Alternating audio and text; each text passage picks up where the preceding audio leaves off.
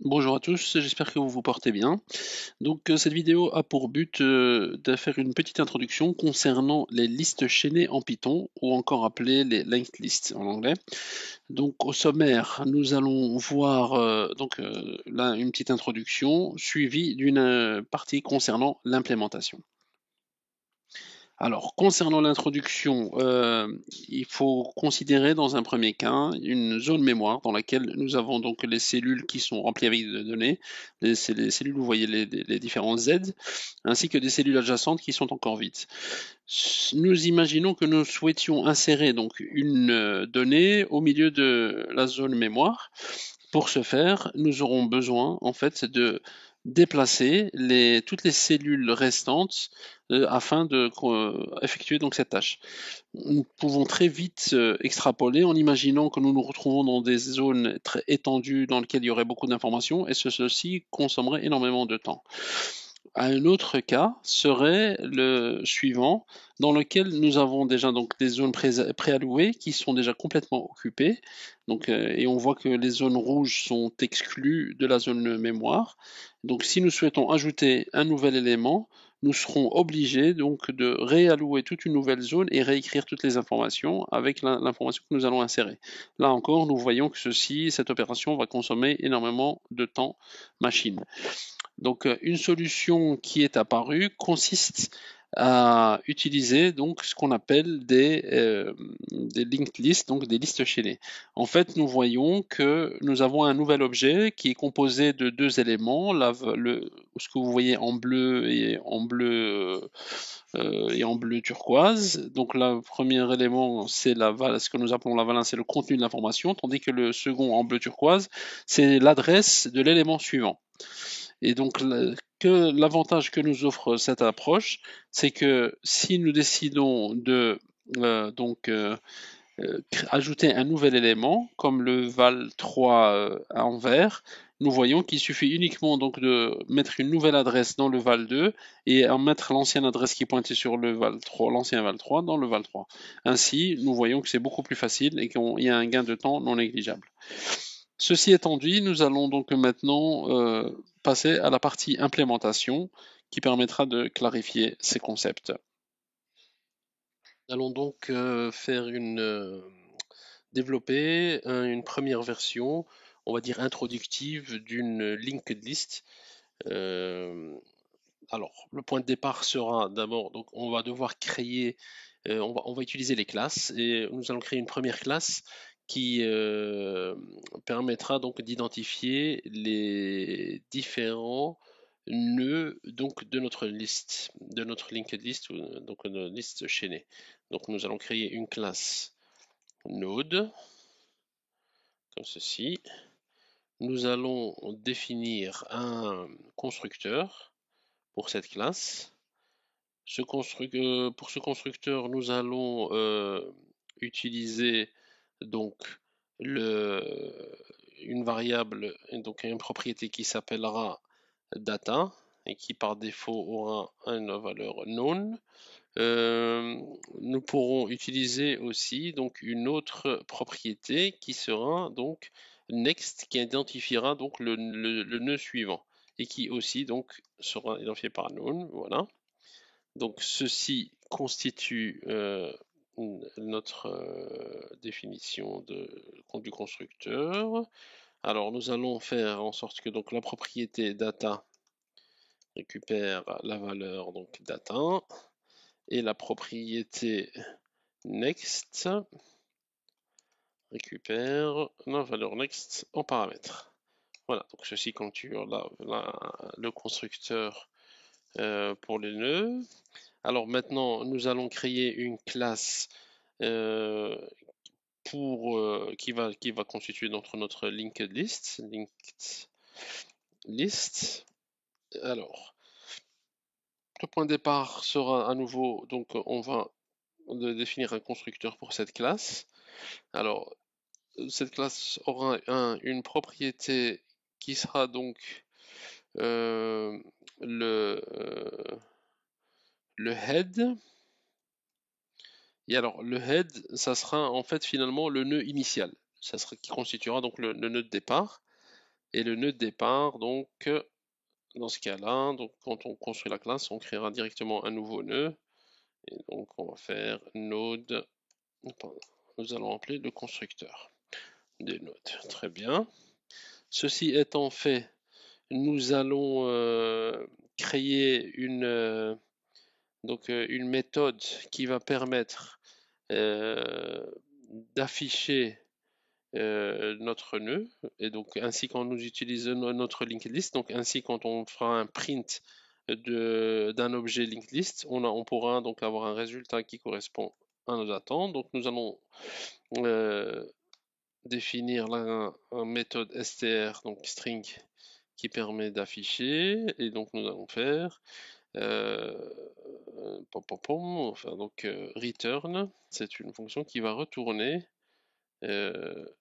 le nœud, donc le head dans un premier temps, et nous allons retourner donc la valeur. Voilà, le data comme ceci. Et sachant qu'il pourrait arriver des situations où on va mettre par exemple un chiffre, donc nous allons aussi le transformer en string pour toujours être sûr que le résultat sera bon. Et nous allons rajouter pour un peu de formatage, donc une flèche qui indiquera le nœud suivant. Voilà. Donc on peut déjà tester ceci. Alors nous allons, pour tester, nous allons créer une linked list, donc on va l'appeler ll1, et qui sera égale donc à linked list comme ceci, et puis nous allons imprimer cette linked list. Voilà, donc maintenant nous allons vérifier ce que cela donne. On va aller donc sur le terminal. Voilà. Et on va appeler donc notre module. Donc notre module s'appelle linked list. Donc Python linked list. Open L. On va vérifier le nom du fichier. Linked list. Voilà. Linked list.py. Donc, Python.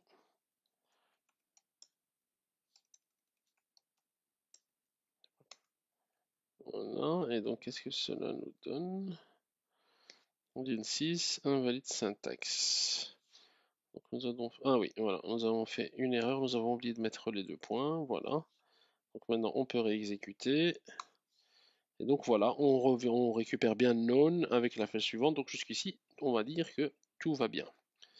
Alors, après, maintenant, ceci étant fait, nous allons créer une méthode qui va permettre d'ajouter donc une méthode qui va permettre d'ajouter des nœuds. Donc def add node, et cette méthode recevra donc juste une valeur, donc nous allons appeler data comme paramètre. Très bien. Donc, à partir de ce moment-là, dès que nous recevons un nouveau nœud, l'idée sous-jacente, c'est que donc nous allons vérifier tout d'abord si jamais notre header, donc notre header est encore inexistant entre guillemets, donc toutes ces propriétés sont unknown.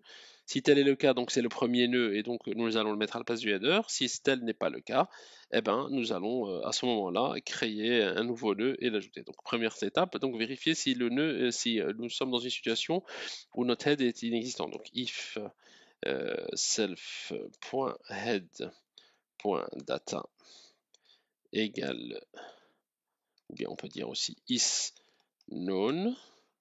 Alors dans ce cas-là, première chose à faire, c'est mettre à la place du head ce nouveau nœud, donc et créer un nœud en conséquence. Donc nous allons faire new node est égal donc à node Alors, avec maintenant les paramètres, donc data, et le next qui lui reste none. Donc on le laisse à none. Donc, et à ce moment-là, nous allons mettre notre header, on va lui assigner donc ce nouveau nœud. Head égale new node. Voilà. Donc, nous allons tester si ceci fonctionne. Alors, nous allons donc ajouter une donnée. Nous allons faire donc ll1.addNode et nous allons mettre une valeur, donc valeur 1. Voilà. Vérifions si cela fonctionne. Donc, view, nous allons faire à nouveau apparaître donc notre terminal. Alors, hop, Python existe. Et nous voyons donc, voilà, nous avons bien à la place de node, maintenant nous avons un qui a été mis en place. Ok, jusqu'ici donc tout va bien.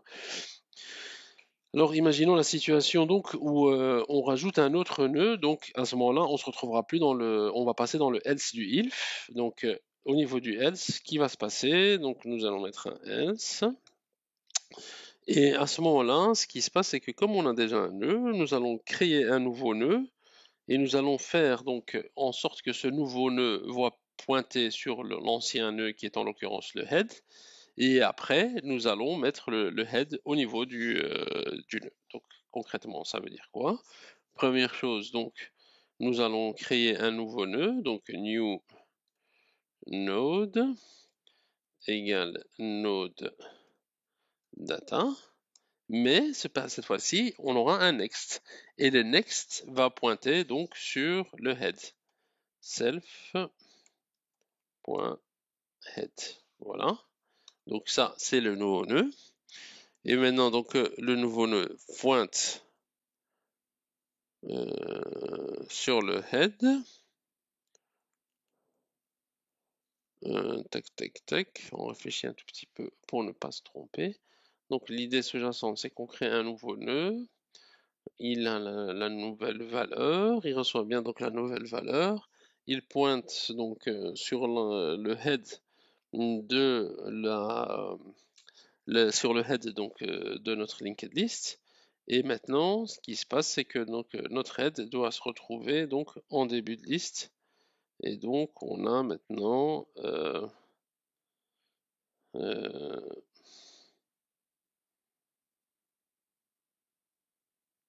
voilà.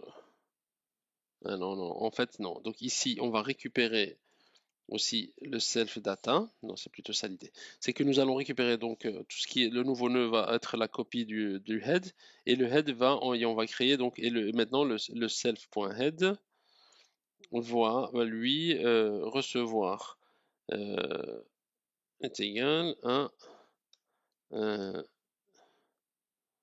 voilà, new node c'est node machin et self-head donc lui par contre va recevoir le data et il va pointer sur le nouveau nœud. Donc lui, ça aura donc self-head point data sera égal donc à la nouvelle data. Voilà, non, data sera égal à la nouvelle data que nous avons reçue ici comme paramètre. Et le self point head et le next par contre, lui pointera sur le nouveau nœud que nous avons créé, new node, comme ceci. Et donc normalement, ceci devrait être juste. Nous allons déjà vérifier si cela s'exécute sans erreur. Donc ici, on va faire ll1.add node. Et on va mettre une valeur en 2. Comme ceci. Alors maintenant, nous allons vérifier ceci. Tac, tac, tac, tac. View. Donc on va aller à nouveau sur notre terminal. Et on va tester déjà si ça s'exécute sans erreur. Donc déjà on a un problème. Attribute linked list object has no attribute data. Linked list object, donc à quel niveau se trouve l'erreur? À la ligne 16. À la ligne 16. Voilà. Object, new node, self. Ah oui, pardon. Donc l'erreur est mienne. C'est ici, c'est head.data. C'est ça. Et le next, ce sera le new node et le head.data. Voilà. Ok, donc normalement comme ceci, ça devrait fonctionner, j'espère. On teste. Ok. Donc nous avons déjà, on voit qu'on a bien deux ici. Donc maintenant, on va mettre à jour notre fonction string pour qu'elle aille, qu'elle parcourt tous les éléments de la liste chaînée. Donc nous allons faire donc nous allons utiliser une variable temporaire.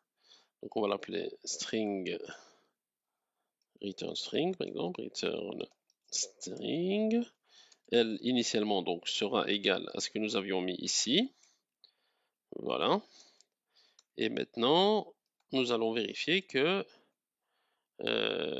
et on va mettre un itérateur qui va permettre donc de parcourir donc cette liste chaînée. Donc l'itérateur au départ, il sera égal donc à notre en tête. Voilà. Et après, nous allons faire donc tant que l'itérateur point donc sachant qu'il est égal au head maintenant donc point next is not known, donc tant qu'il y a des éléments, alors l'itérateur devient égal au nœud suivant. Voilà, ouais, oui, il ne faut pas oublier ici les deux points. Voilà. Et à ce moment-là, à nouveau, on va donc ajouter à notre chaîne de retour plus égale l'itérateur, donc la data d'itérateur, itérateur.data. Voilà. Et auquel on va, alors bien sûr, on va mettre à nouveau l'opérateur la fonction str au cas où nous n'avons pas c'est un nombre ou un autre type qu'un type string. Et nous allons ajouter donc une flèche comme ceci. Et à la fin, donc, nous allons retourner notre return string. Voilà, comme ceci. Alors, on va tester si ça fonctionne. Non, à l'évidence, ça ne fonctionne pas. Donc, nous sommes rentrés dans une boucle infinie. iter.next is not known. Donc, ce que nous allons faire, c'est nous allons débugger. Donc, hop, nous allons changer d'affichage pour que ça soit un peu plus facile en termes de débugage. Donc, Appearance Exit Presentation Mode. Voilà. On a ici notre terminal. On va mettre ici un point d'arrêt à ce niveau-ci pour notre débugage. Et nous allons lancer le débugage. Donc, que se passe-t-il? Nous voyons que l'itérateur est égal, donc il a la valeur 2, et le nœud suivant, c'est bien 1. Donc normalement, nous sommes censés entrer dans la boucle. Ok, peut-être ce que nous aurions dû faire, c'est d'abord incrémenter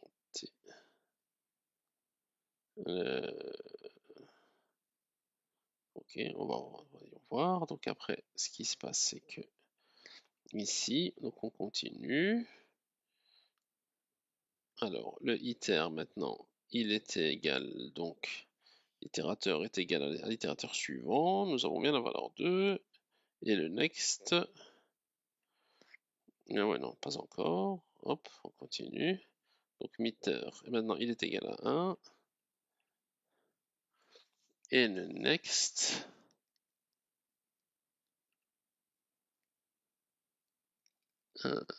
next est égal à 2.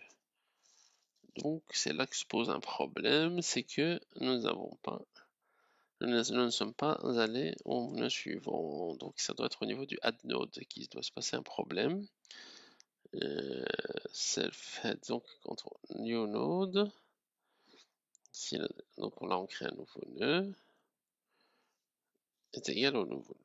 Ok, après si nous sommes dans cette situation, nous créons un nouveau nœud et le next est égal au new node. Ok, donc pourquoi est-ce que ça ne veut pas fonctionner? Donc je pense que grâce à Dieu l'erreur a été identifiée.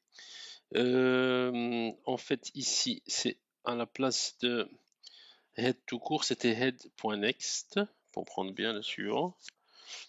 Et alors maintenant, si on peut retester pour s'assurer que cela fonctionne. De 1, voilà, ça a l'air de bien fonctionner. Maintenant c'est bon. Et alors, autre chose, on va faire pour pousser un peu plus loin le test, on va ajouter un autre nœud. Voilà, on va mettre un troisième nœud. 1, 3. Ok, on teste. 3, 2, 1. Ok, donc ça semble bien fonctionner. Donc voilà, je vous remercie. Ceci conclut la partie démo des linked lists, la construction des linked lists. À bientôt.